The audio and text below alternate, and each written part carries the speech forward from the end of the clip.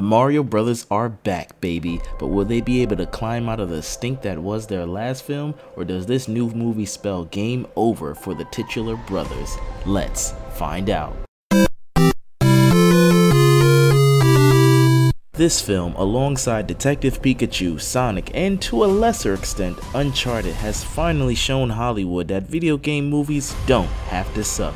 It's a shame that it took this long, but I'm glad it's finally gotten to this point. Up top, let's address the elephant in the room. No, I am not a fan of Chris Pratt's Mario voice. It's not Italian, nor is it even New Yorkan. They did address it early on in the film, so by the time we got to the last act, I didn't really notice or care.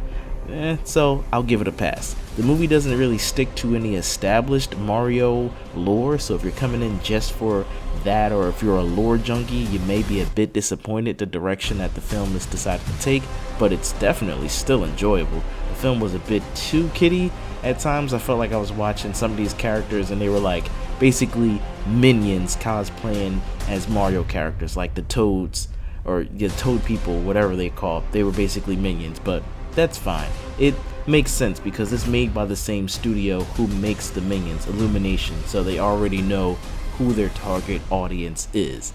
Luckily, there's plenty to enjoy as a grown-up fan, especially if you grew up with the games and you can spot all the video game references and the musical cues.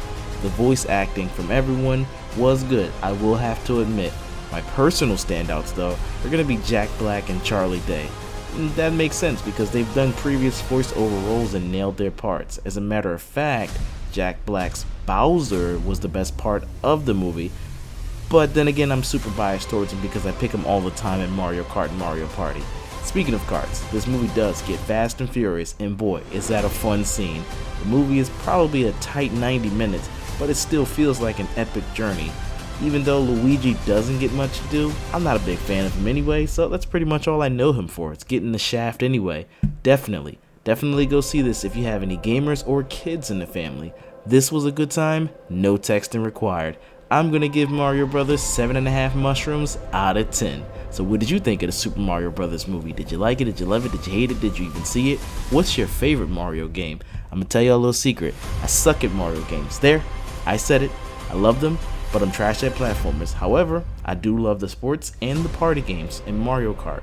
Those would be my favorite. For more news and reviews, why don't you check out our thoughts on the movie Air?